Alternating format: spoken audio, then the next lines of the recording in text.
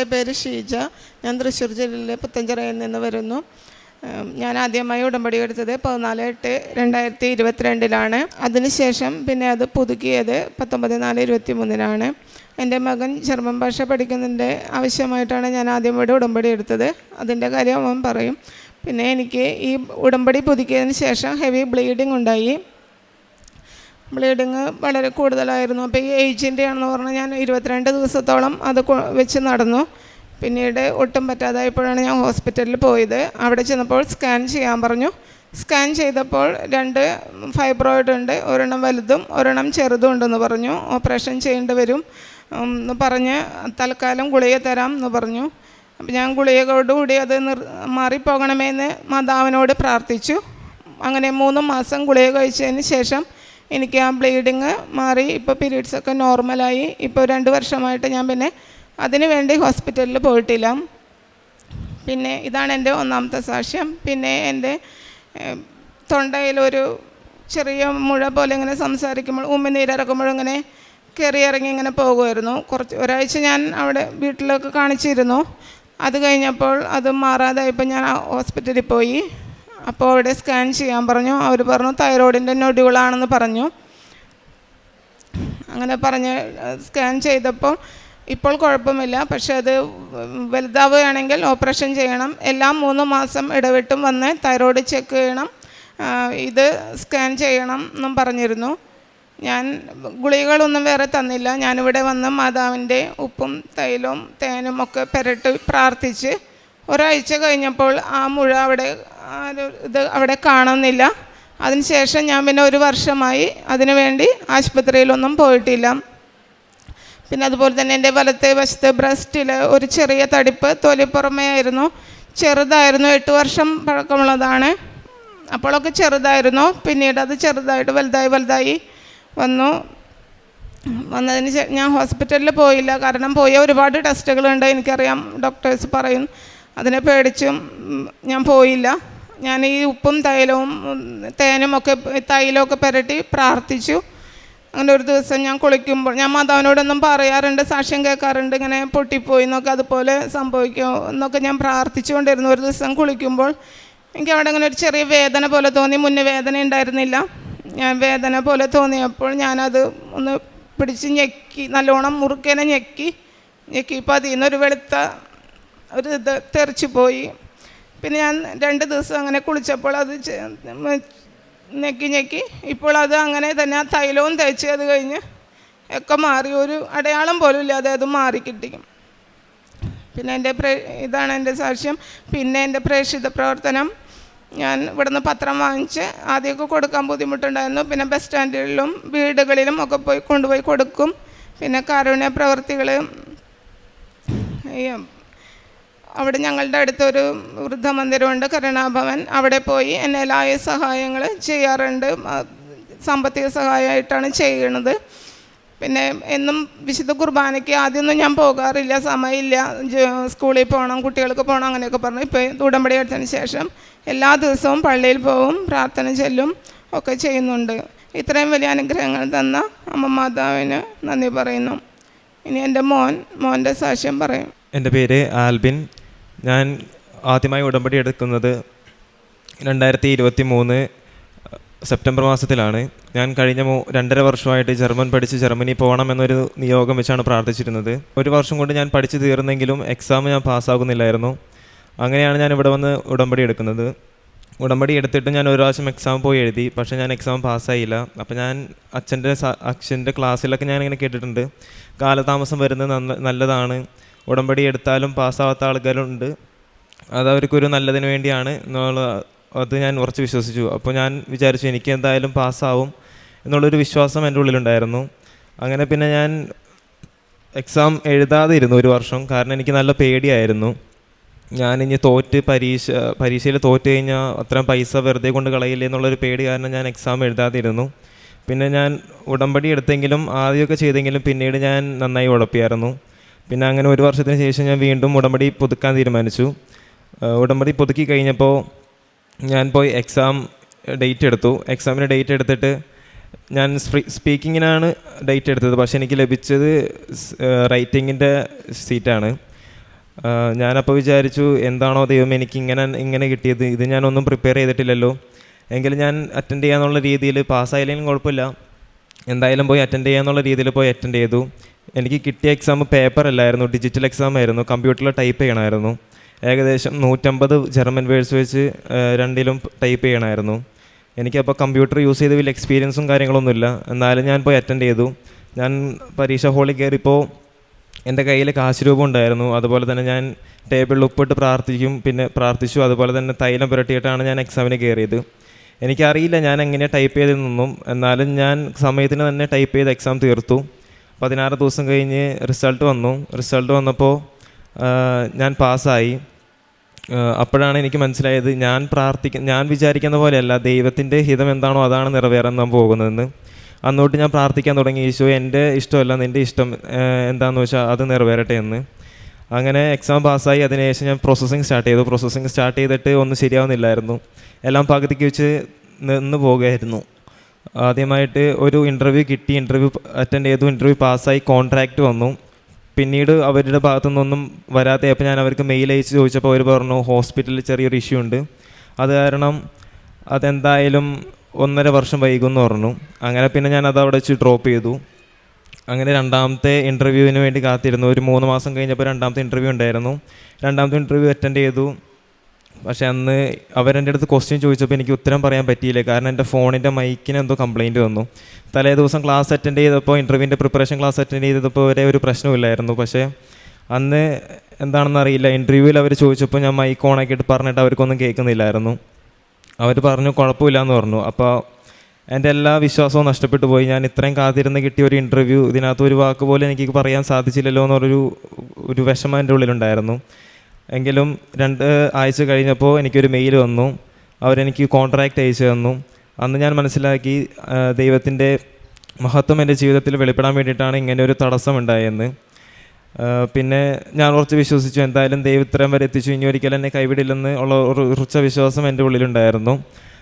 അങ്ങനെ പിന്നെ ഞാൻ പ്രോസസ്സിങ് സ്റ്റാർട്ട് ചെയ്തു. വിസയ്ക്ക് ഡേറ്റ് എടുത്ത് അതിന് വേണ്ടിയിട്ട് ഓരോ പേപ്പർ, സർട്ടിഫിക്കറ്റ് എല്ലാം എടുക്കാൻ വേണ്ടി പോകുമ്പോഴും ഓരോരോ തടസ്സങ്ങളായിട്ട് എൻ്റെ മുന്നിലുണ്ടായിരുന്നു.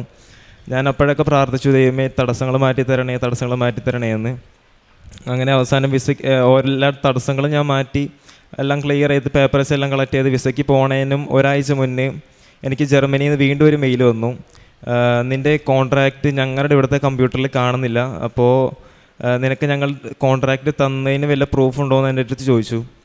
എനിക്ക് ആദ്യം കേട്ടപ്പോൾ ഭയങ്കര പേടി വന്നു, കാരണം കോൺട്രാക്റ്റ് വരെ എൻ്റെ കയ്യിൽ കിട്ടി, എന്നിട്ട് എൻ്റെ കയ്യിൽ നിന്ന് അവരുടെ കയ്യിൽ നിന്ന് എങ്ങനെ നഷ്ടപ്പെട്ടു പോകുമെന്ന് എനിക്ക് മനസ്സിലായില്ല. അപ്പോൾ ഞാൻ എൻ്റെ കയ്യിലുള്ള കോൺട്രാക്റ്റ്, അവരെനിക്ക് അയച്ചു തന്ന കോൺട്രാക്റ്റ് ഞാൻ തിരിച്ചയച്ചു കൊടുത്തു. അപ്പോൾ അവിടെ ദൈവം വലിയൊരു അത്ഭുതം പ്രവർത്തിച്ച് എനിക്ക് അപ്പോൾ തന്നെ പുതിയൊരു കോൺട്രാക്റ്റ് അവരെനിക്ക് മെയിലായിട്ട് അയച്ചു തന്നു. ആ പുതിയ കോൺട്രാക്റ്റ് വെച്ചാണ് ഞാൻ വിസയ്ക്ക് പോയത്. വിസയ്ക്ക് പോയപ്പോഴും ഞാൻ മാതാവിനോട് പ്രാർത്ഥിച്ചു, മാതാവേ ഇനി ഒരു തടസ്സം പോലും ഉണ്ടാവരുത്, ഇനി ഒരു തടസ്സം വന്ന് റിജക്ഷൻ വന്ന പുതിയ ഇൻ്റർവ്യൂ എടുക്കണം, വീണ്ടും സമയം പോവും, ഇപ്പോൾ തന്നെ 2-3 വർഷത്തിൻ്റെ അടുത്തായി. അങ്ങനെ പ്രാർത്ഥിച്ച് പോയി. കഴിഞ്ഞ ബുധനാഴ്ച എനിക്ക് വിസ വന്നു. യാതൊരു തടസ്സങ്ങളും അവിടെ വെച്ച് ഉണ്ടായിരുന്നില്ല. അതുപോലെ തന്നെ ടിക്കറ്റ് എടുത്തു.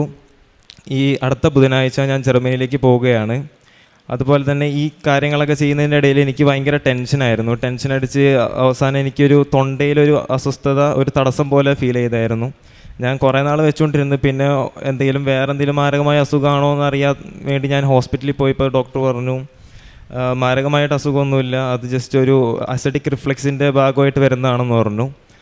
അങ്ങനെ പിന്നെ അതിന് മരുന്ന് തന്നു. 2 ആഴ്ചത്തോളം മരുന്ന് കഴിച്ചിട്ടും കുറവൊന്നും ഉണ്ടായിരുന്നില്ല. അങ്ങനെ ഞാൻ പിന്നെ പ്രത്യക്ഷീകരണ പ്രാർത്ഥന ചൊല്ലിക്കഴിയുമ്പോഴും സന്ധ്യാപ്രാർത്ഥന ചൊല്ലിക്കഴിയുമ്പോഴും ഞാൻ തൈലം പുരട്ടി പ്രാർത്ഥിക്കുകയും വിശ്വാസപ്രമാണം ചൊല്ലി പ്രാർത്ഥിക്കുകയും അതുപോലെ തന്നെ തേൻ ഓരോ തുള്ളി വീതം ഓരോ ദിവസവും കഴിച്ച് പ്രാർത്ഥിക്കുകയും ചെയ്തു. അതിൻ്റെ ഫലമായിട്ട് ആ തൊണ്ടയിലുള്ള അസ്വസ്ഥത മാറിക്കിട്ടി.